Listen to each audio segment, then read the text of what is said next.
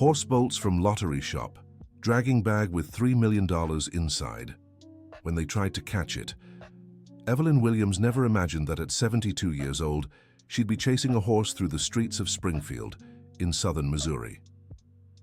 The retiree, who had bought a lottery shop 5 years earlier for some extra income, watched in despair as Thunder, the neighbor's chestnut horse, dragged a black bag full of money down the town's main street. The animal had walked through the front door of Williams' Lucky Lottery as if it were just another customer, grabbed the bag stored behind the counter, and strolled out slowly, leaving a trail of $100 bills on the hot asphalt that March afternoon. Evelyn screamed desperately as her daughter-in-law Jennifer and son Jason ran beside her, all trying to catch the animal that seemed to know exactly where it was going. "Thunder, stop!" Jason yelled, sweating in the suit he wore for work at the courthouse. "Come back here, boy." Jennifer held up the hem of her beige dress to run faster, her dark hair flying in the wind as she reached for the horse's reins. "Mom, Evelyn, how did this horse even get into the lottery shop? The door was locked." "I don't know, dear. When I came back from the bathroom, he was already inside messing with things. The horse only stopped when it reached its owner's old farm at the edge of town, a property that had been abandoned 3 months earlier." Evelyn gasped, bracing her hands on her knees as tears streamed down her face. That place held too many painful memories. "Why did he have to come here?" she murmured, staring at the simple house with its wooden porch where she had spent the best years of her life. Jason helped his mother sit in the shade of a tree, worried about her breathing. Jennifer managed to grab the bag the horse had dropped, but when she opened it, she found it nearly empty. Most of the money had been scattered along the road. "We need to go back and pick it all up before someone else does," Jennifer said, counting the few bills left in the bag. "No, dear. First, I need to tell you something," Evelyn said, wiping her tears with the back of her hand. "This money, it's not from the lottery shop." Jason stopped loosening his tie and stared at his mother in shock. "What do you mean, Mom? Where did it come from then?" Evelyn took a deep breath, looking at the farm where she had been happy with Walter Williams, the man she'd been married to for 45 years. "It's the lottery prize your father won 3 days before he left this world. $3 million that came too late." The silence that followed was broken only by the sound of wind rustling through dry leaves. Jennifer sat beside her mother-in-law, holding her trembling hand. "Mom, Mr. Walter never told me he'd won the lottery." "Because he never got the chance, dear," Evelyn sighed. "The ticket was in his wallet when they found him. I only realized when I was sorting through his things. I checked the numbers over and over, thinking I must have been wrong." Jason knelt in front of his mother, holding both her hands. "Why didn't you tell us sooner? 3 months keeping this secret alone." "Because I was afraid you'd leave. Afraid of being truly alone," Evelyn's voice broke. "Your father always said money changes people, and you two are all I have left." Dear listener, if you're enjoying the story, don't forget to like and especially subscribe to the channel. It helps us a lot as we're just starting out. Now, back to the story. Jennifer hugged her mother-in-law, feeling the weight of her words. She knew Evelyn had every reason to be afraid. Over the past few months, ever since Jason had lost his job at the courthouse, the two of them had been talking about moving to New York City, where Jennifer had a job offer at an accounting firm. "You should have trusted us, Mum," Jason said, but without any harshness in his voice. "We would never abandon you." "I know that wasn't your intention, son, but $3 million, that changes anyone, and I've already lost too much in life." Thunder grazed calmly near the porch, as if this was still his home. The horse had belonged to Walter Williams for 15 years, ever since the man decided to retire and move to the farm. He was a gentle and intelligent animal, familiar with every corner of that property. But how did he know where the money was, Jennifer asked, watching the horse. "I think Walter taught this horse a lot over the years." Evelyn smiled for the first time that afternoon. "Your father was always stubborn. He must have left some clue for Thunder to lead us here." Jason looked around the farm, noticing the place wasn't as abandoned as he'd thought. The grass was trimmed, and there were signs someone had been tending to the property. "Mom, who's been taking care of this place?" I come every week, Evelyn admitted, lowering her gaze. I couldn't sell it. This place has your father's soul in every corner. The three returned to town, collecting the bills scattered along the road. Curious neighbors had gathered some and returned them when they learned it belonged to the Williams family. In Springfield, everyone knew everyone, and Evelyn was respected for raising 5 children practically alone while Walter traveled for work as a sales representative. Back at the lottery shop, Evelyn told the full story as they counted the recovered money. Walter Williams had played the same lottery numbers for 20 years, the birth dates of their 5 children. When he finally won, he was already hospitalized with pneumonia that had worsened quickly. The doctor said he was delirious in his last days, talking about horses and treasure, Evelyn recalled, organizing the bills on the counter. I thought it was just fever dreams. Maybe not, Jason said thoughtfully. Dad was always a man with plans. If he hid something about this prize, he must have left clues. That night, the three returned to the farm with flashlights. Thunder was grazing in the same spot, as if he'd decided to stay. Evelyn opened the house for the first time since Walter's funeral. The smell of mildew mixed with lavender still clung to the furniture covered in white sheets. Let's look for anything unusual, some paper, some mark, Jennifer suggested, removing the sheets from the living room furniture. It was Jason who found the first clue. In his father's desk drawer, among old letters and documents, there was a sealed envelope with the name Thunder written in familiar handwriting. Evelyn opened it with trembling hands. Inside was a photo of the horse beside Walter and a handwritten letter. If you're reading this, Evelyn, it means Thunder has fulfilled his mission. I knew that if I ever won the lottery, you'd be afraid of being alone. So I trained the boy here to bring you back home when the time came. This farm is where we were happy, where we raised our children, where I want you to spend the years I couldn't by your side. The money is here for us to fulfill the dream we always had, turning this place into a lodge for families from the city. You've always had a gift for caring for others, my love. Now it's time to care for yourself, too. P.S. Look behind our honeymoon portrait. Evelyn was crying by the time she finished reading. Jennifer hugged her while Jason searched for the mentioned portrait. It was a photo of the two of them at Key West Beach in 1978, hanging on the bedroom wall. Behind the frame, stuck to the wall, was another envelope. This one contained detailed blueprints for renovating the farm. Walter had hired an architect and planned every detail: guest rooms, a commercial kitchen, a leisure area with a pool, and even a small stable for Thunder. He thought of everything, Jennifer murmured, examining the blueprints, even the construction budget. But why didn't he tell me? Evelyn asked, still holding the letter. Because Uncle Walter wanted it to be a surprise, said a familiar voice at the door. The three turned to see Richard Williams, Walter's younger brother, standing in the doorway. At 68, Richard was a retired engineer and lived in Harrisburg, an hour away from Springfield. Uncle Richard! Jason stood up to hug his relative. What are you doing here? I came to get Thunder. Walter asked me to take care of him after he was gone. But the rascal ran off from my farm this afternoon, Richard explained, removing his hat. I followed the tracks to town, and the neighbors told me you were here. Evelyn showed the letters to her brother-in-law. Richard smiled, confirming he knew everything. Walter came to talk to me 6 months ago when he got the doctor's diagnosis. He knew he didn't have much time, Evelyn. That's why he came up with this whole plan. What diagnosis? Evelyn asked, confused. Richard looked at Jason and Jennifer before answering.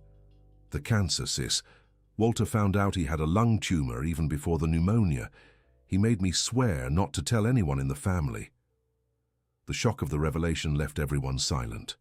Evelyn sat heavily on the bed, trying to process the information. He knew he was leaving and didn't tell me anything.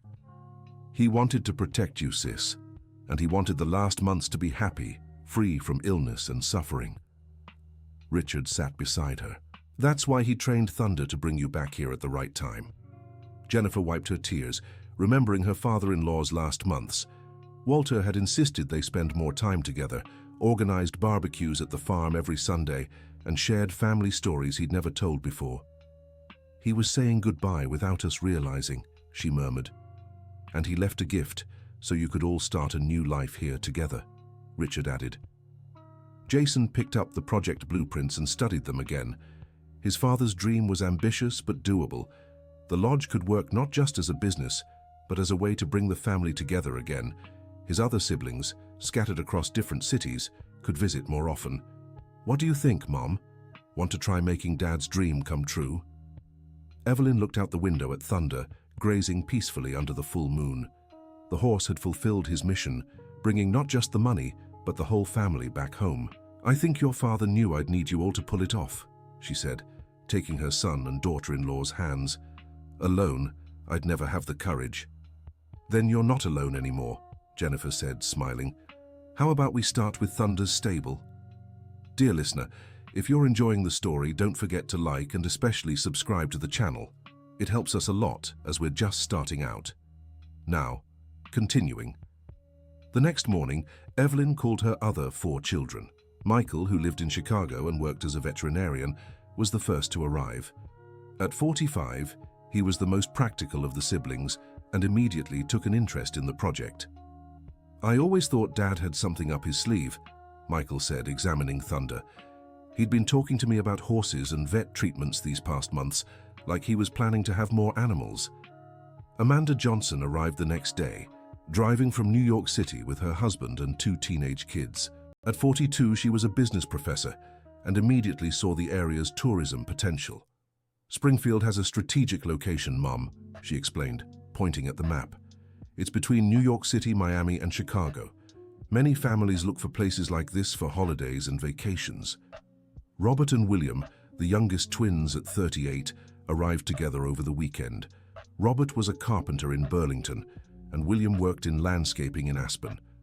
Both were excited about the possibility of working together again. "We can handle all the carpentry and landscaping," said Robert, measuring the main house's porch. "It's going to look beautiful." "And I can create a themed garden with local plants," William added. "Dad always wanted a big garden." For a week, the family gathered at the property to plan every detail. Evelyn watched her sons working together, something that hadn't happened in years. The prize money would be enough for the renovations, with some left over for emergencies, but not everything would be simple. In the middle of the first week of renovations, an unexpected problem arose. Raymond, the neighbor, showed up with documents claiming Walter had promised to sell him part of the land before passing away. "Walter came to me 4 months ago, said he needed money for an expensive treatment," Raymond explained, showing a handwritten contract. "I promised to buy the 2 back acres for $50,000. Evelyn examined the document. The signature looked like Walter's, but something didn't add up. "Raymond, my husband never mentioned selling part of the property." "Because he didn't want to worry you, Mrs. Williams. The man was sick, needed money for treatment." Jason took the paper and studied it carefully. As a clerk at the county office, he had experience with documents. Something about this contract bothered him. "Raymond, this paper doesn't have a notary stamp or witnesses, and the date is from December when my father was already hospitalized. He came to my house, sick as he was. He was desperate for the money." Richard, who had stayed to help with the renovations, stepped forward. "Raymond, you're lying. Walter told me about this conversation with you. He said you offered money for the land, but he refused. Said he had other plans for this place." "Prove I'm lying." "I can prove it," said a woman's voice behind the group. Everyone turned to see Mrs. Henderson, the oldest resident in the area, walking toward them with a cane. At 85, she was known for her sharp memory and knowing everything that happened in the neighborhood. "Mrs. Henderson, did you hear our conversation?" "I did, young man, and I can tell you Raymond is making this up," she said, pointing her cane at the neighbor. "Walter visited me in December, 3 days before going to the hospital. He was worried because Raymond kept insisting on buying the land, but he didn't want to sell." "Are you sure?" "Absolutely, dear. Walter asked me to be a witness if anyone ever showed up with fake paperwork. Said Raymond was in financial trouble and might try something after he passed." Raymond tried to argue, but faced with Mrs. Henderson's testimony, he left grumbling that he'd return with a lawyer. "Don't worry about him," Mrs. Henderson said, accepting a glass of water from Jennifer. "Raymond owes half the town money. He's desperate to get cash any way he can. "Thank you for standing up for us, Mrs. Henderson," Evelyn said, hugging the neighbor. "Walter was a good man, Evelyn, and I know he wanted this place to bring the family together, not to be sold off to pay someone else's debts." That night, the family gathered to talk about the incident. Jason suggested they file all the project's paperwork at the county office to avoid future problems. "Dad must have anticipated this could happen," said Amanda Johnson. "That's why he left everything properly documented." Michael was examining Thunder when he noticed something strange in the animal's saddle. There was a small leather pouch sewn inside the harness, almost unnoticeable. "Everyone, come see this." Inside the pouch was a flash drive and a small key. Jason connected the flash drive to Amanda's laptop, and they discovered several files: detailed project blueprints, supplier quotes, contracts with construction companies, and even a video recorded by Walter. In the video, recorded 2 months before his departure, Walter appeared sitting on the ranch's porch, with Thunder in the background. "If you're watching this, it means you found my little surprise. Evelyn, my love, I know you'll be afraid to spend this money. You'll think it's too risky. But I've spent the last few months organizing everything to make sure it works. I've talked to masons, electricians, plumbers, architects. Everything is set. We just need to begin." Walter paused, petting Thunder as he approached the camera. "Kids, I know you have your lives in other cities, your jobs, your responsibilities. But this place has always been the heart of our family. Here you learned to walk, played together, grew up, and here your mother can be happy again, surrounded by people who love this place as much as we do." Walter's voice grew more emotional. "The boy here will take care of the property like he always has.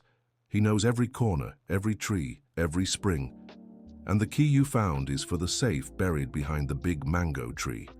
Inside are the original contracts and a few other things you might need." When the video ended, everyone was crying. Walter had thought of every detail, anticipated every difficulty, and prepared every solution. They found the safe exactly where Walter had said. Besides the contracts, there were individual letters for each child and extra cash for emergencies. Evelyn's letter was the longest and most emotional. Walter expressed all his love for their 45 years of marriage and his confidence that she could carry the project forward. He only asked that she be happy and let the children help, without trying to shoulder everything alone, as she always had. Dear listener, if you're enjoying the story, take a moment to like the video and especially to subscribe to the channel. It helps us a lot as we're just starting out. Now continuing. Construction began in the second week of April. Robert and William moved temporarily to the ranch, sleeping in rented trailers. Michael negotiated a 6-month leave from work to oversee the project. Amanda came every weekend to help with administrative tasks. Jason and Jennifer made the toughest decision. He quit his job at the notary's office, and she turned down the offer from New York City. They would move to the ranch permanently and run the lodge with Evelyn. "I'm afraid you'll regret it," Evelyn confessed to Jennifer one afternoon as they picked out fabrics for the guest room curtains. "Mom, Evelyn, I grew up in the big city. I know what it's like to live in a rush. No time for family, not even knowing your neighbors," Jennifer replied, measuring a window. "Here, I can raise my kids with different values." "You don't have kids yet." "Not yet, but we have plans," Jennifer smiled, touching her stomach discreetly. Evelyn dropped the fabric she was holding. "Are you expecting?" "Found out yesterday. Jason doesn't know yet. I wanted to tell him tonight." The two hugged, overcome with emotion. Evelyn's first grandchild would grow up in the same place where Walter had raised his children, but not all the news was good. In the third week of construction, they discovered the house's electrical wiring was badly deteriorated and needed a complete overhaul.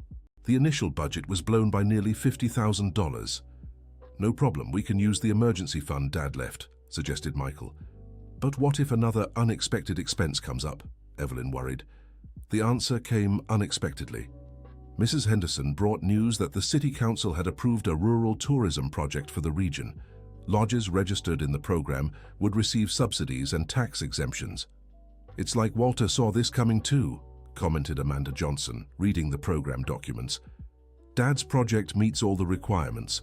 With the subsidies, they not only recovered the extra money spent on electrical work, but also secured funds for improvements not in the original plan: an organic garden, solar panels, and a rainwater collection system. During construction, Thunder became the property's main attraction. Workers and neighbors came specifically to see the horse that had delivered the lottery prize. The animal seemed to enjoy the attention and always approached when visitors arrived. "He'll be the lodge's mascot," said William, building a decorative fence around the pasture. "The kids will love it." It was Michael who suggested incorporating equine therapy into the project. As a veterinarian, he knew the benefits of horse interaction for people with special needs and the elderly. "We could partner with nursing homes and rehab centers in the area," he proposed during a family meeting. "Thunder has the perfect temperament for it." Evelyn loved the idea. She'd always had a calling to care for others, and equine therapy would give the project a social purpose. In May, the second major problem arose. Raymond returned, this time with a lawyer, claiming he was entitled to compensation because Walter had verbally promised to sell him the land. "My client suffered losses by relying on this purchase to settle his debts," said the lawyer, a young man who clearly didn't know the family's history. Jason, who had returned to working part-time at the county clerk's office to help with finances during construction, accessed records of all transactions involving the property. "Counselor, your client tried to buy this land 3 times in the last 2 years. Every attempt was formally refused by my father, as documented at the clerk's office. But there was a verbal promise." "That never happened," interrupted Mrs. Henderson, who had come to support the family. "Raymond, you're lying to this young lawyer. Walter told me you even offered up to $60,000 for the land, but he always said no." The lawyer realized he'd been misled by his own client and left, taking a humiliated Raymond with him. "That man won't give up," Richard warned. "He's desperate and might try other things." The concern proved justified when, the following week, a city inspector arrived, claiming he'd received an anonymous complaint about construction violations.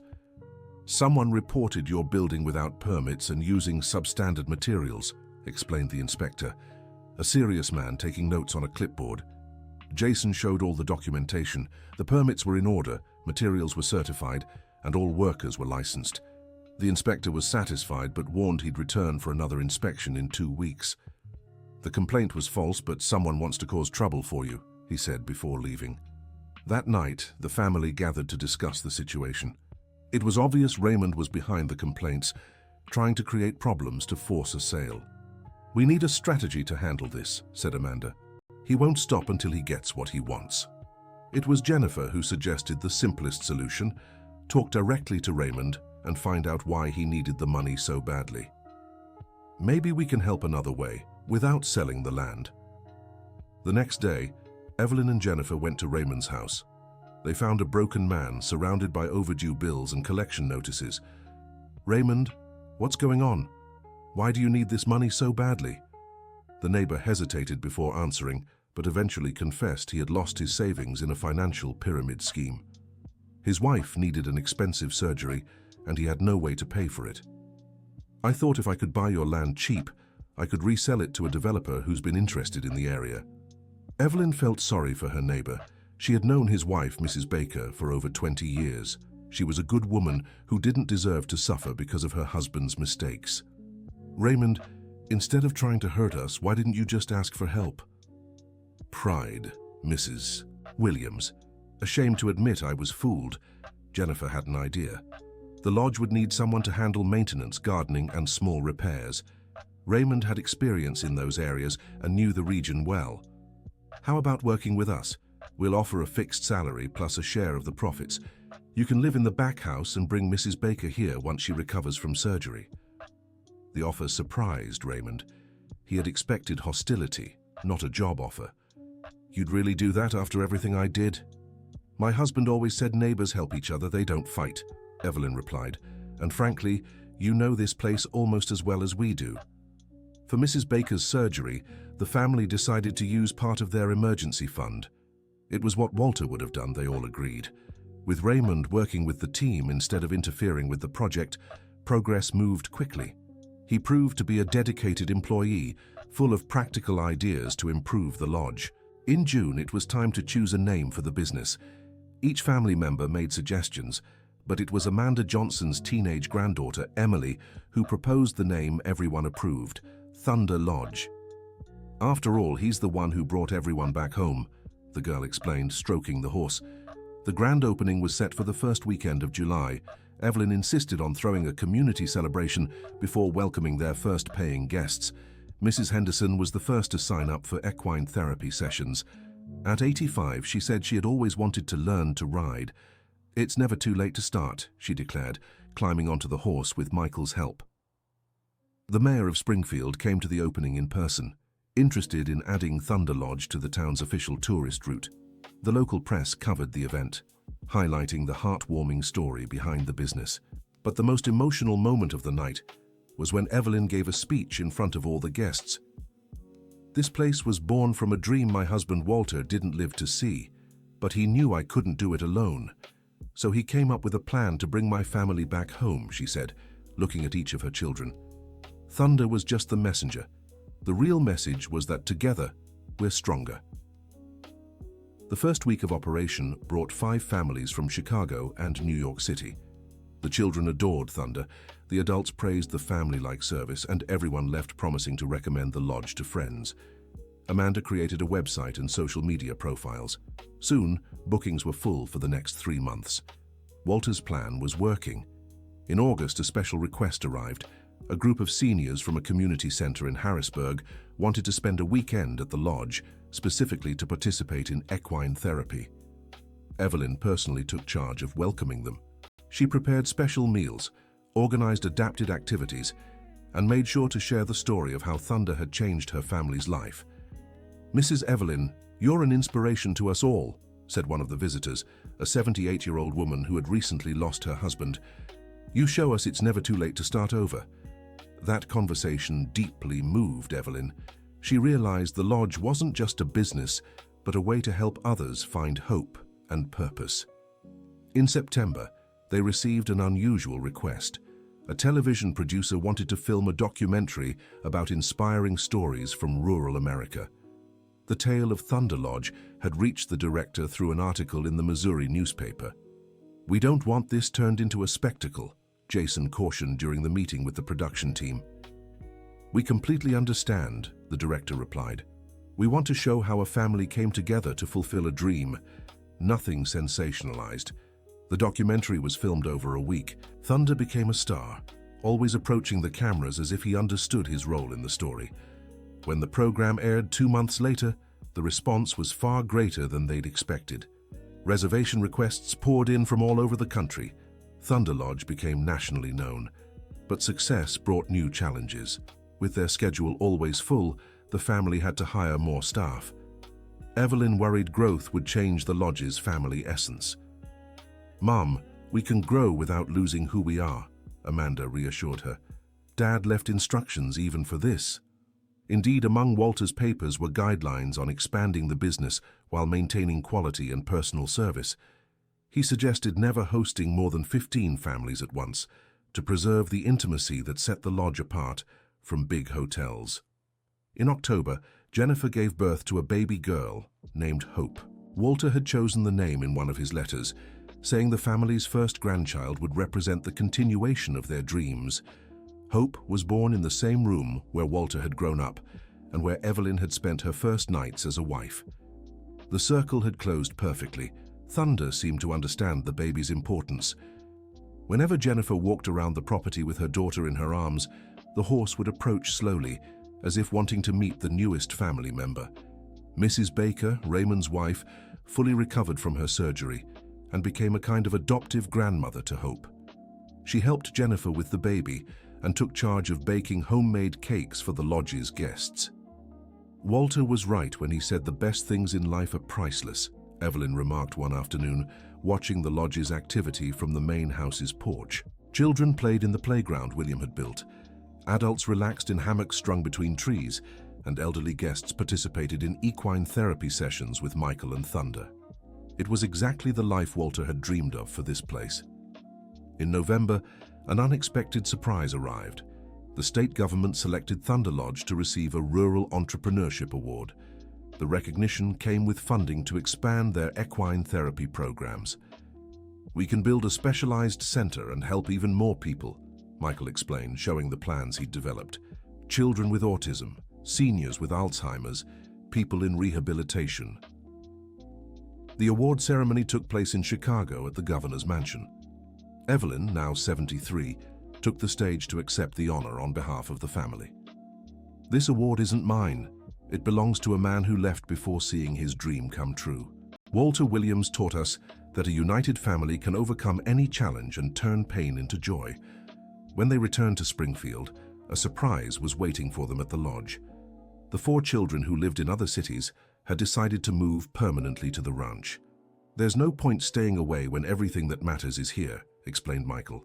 "I can care for local animals and run the equine therapy project." Robert and William opened a woodworking shop specializing in rustic furniture on the land next to the lodge. Amanda Johnson took over the overall management of the venture, which now included the lodge, the equine therapy center, and the woodshop. Jason became responsible for community and government relations. His experience at the notary office helped with all the bureaucratic and legal aspects of the businesses. In December, exactly 1 year after Walter's passing, the family organized a special celebration. They invited everyone who had helped make the dream a reality. Mrs. Henderson, Raymond, and Mrs. Baker, the architect, the construction workers, the first guests.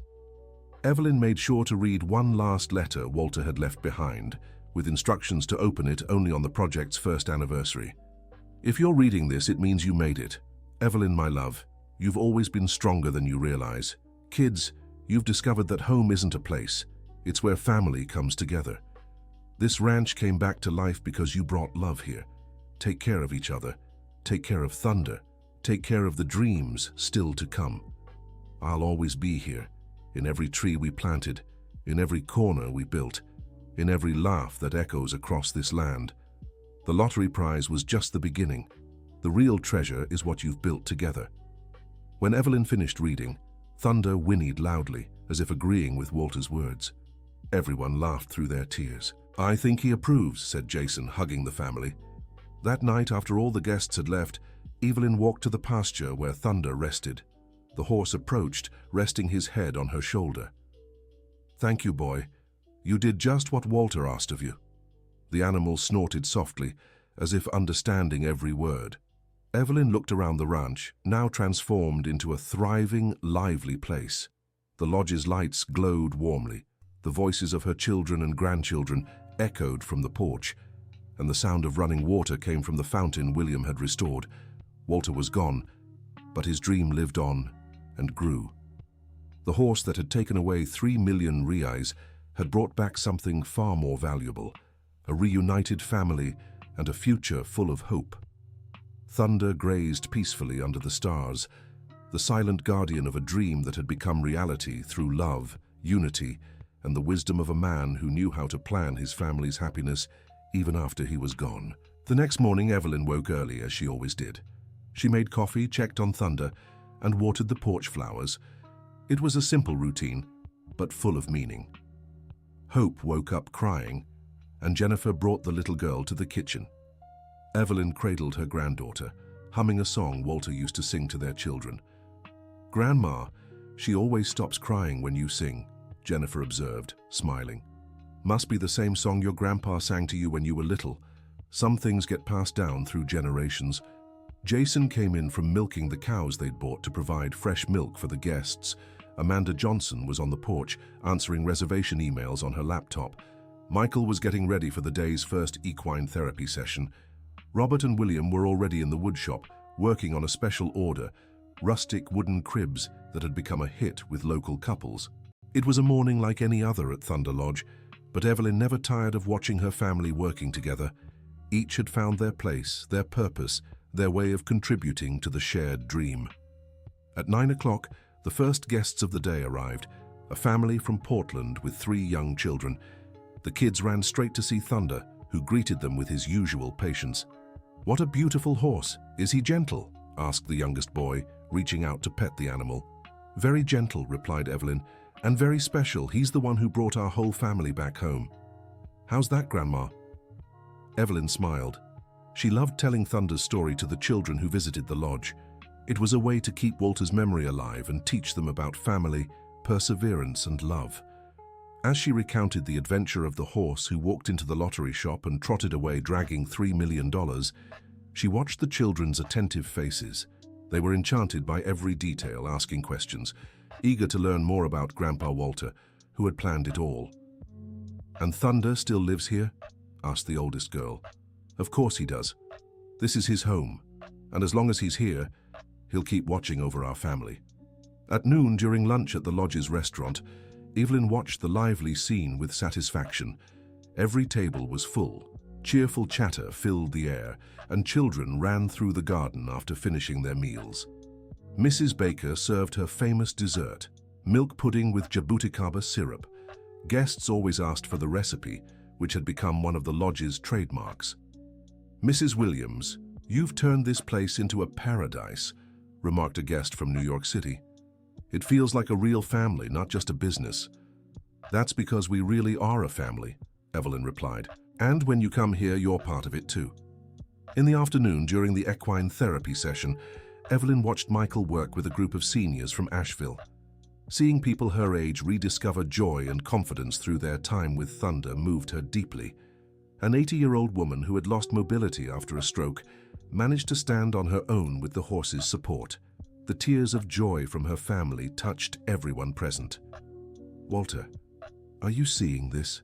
Evelyn murmured, looking up at the sky. "Your dream is helping far more people than we ever imagined." The wind rustled the leaves of the mango tree where they had found the safe, as if in reply. By evening, as guests relaxed or strolled around the property, the family gathered on the porch for coffee, as they did every day. It was their time to discuss plans for the next day, solve small problems, and share joys and concerns, a tradition Evelyn insisted on keeping, remembering the days when Walter would sit on that same porch, listening to each child's news. "Mom, we got a special invitation today," Amanda announced, holding up an elegant letter. "They want Thunder Lodge to take part in a rural tourism fair in New York City." "Is it worth it?" Jason asked. "We don't want to grow beyond what we can handle well." "We could just go to showcase our work, inspire other families," Jennifer suggested. "Not necessarily to attract more guests," Michael agreed. "And I could present the equine therapy project to other professionals in the field. Sharing knowledge is always good." Evelyn listened as her children discussed, proud of how they'd matured and learned to work together. Every decision was made as a family, with everyone's well-being in mind. "Let's accept the invitation," she decided. "Your father always said good ideas should be shared, not kept to ourselves." When night fell, Evelyn took her final walk of the day to Thunder's pasture, a ritual she followed faithfully, checking on the horse, bringing him an apple or carrot. Thunder always greeted her happily, resting his head on her shoulder just as he had with Walter. It was a moment of connection, of gratitude for what they had built together. "Tomorrow, another family with a special needs child is coming for equine therapy," she told the horse. "Michael said it's an autistic boy who's never been able to speak. Do you think you can help him too?" The animal snorted softly, as it always did. Evelyn smiled, interpreting it as a promise. Before heading back to the house, she stopped by the tree where they had placed a simple plaque in honor of Walter. "In memory of Walter Williams, who taught us that the best dreams are those we achieve as a family. Good night, my love. Thank you for never giving up on us." Back at home, she found Jennifer breastfeeding Hope in the kitchen. The scene reminded her of when her own children were little, of the sleepless nights caring for them while Walter traveled for work. "Mom, Evelyn, do you want to give her the bottle?" Evelyn cradled her granddaughter, feeling the comforting weight of the baby. Hope looked up at her with big, curious eyes, as if recognizing someone special in her. "You're going to grow up here, my dear, playing with Thunder, learning to love this land as your grandfather did," she whispered to the girl. "And when you're older, you'll understand that family is the most precious treasure there is." That night, before bed, Evelyn wrote in her journal as she had every night since the lodge opened. She recorded the special moments, the triumphs, the challenges overcome. "Today marks another day of a dream fulfilled. Walter, Wherever you are, know that your family is happy, united, and thriving. Thunder remains our faithful guardian, bringing joy to everyone who visits our home. Hope is growing up healthy and surrounded by love. Your children have found purpose working together. And I, at 73, have learned it's never too late to start over when you have love and family. Thank you for planning our happiness even after you were gone.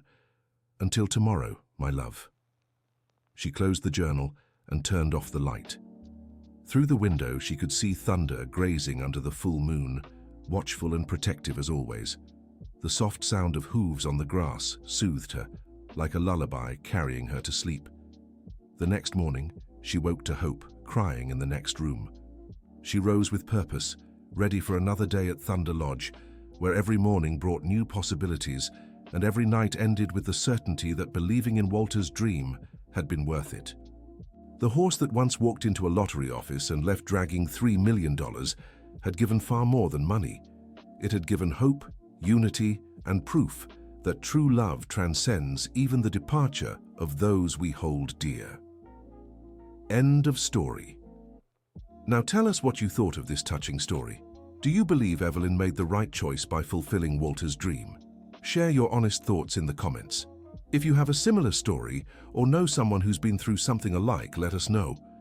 Don't forget to like this video and, most importantly, subscribe to the channel so you don't miss other heartwarming stories. Your company means the world to us.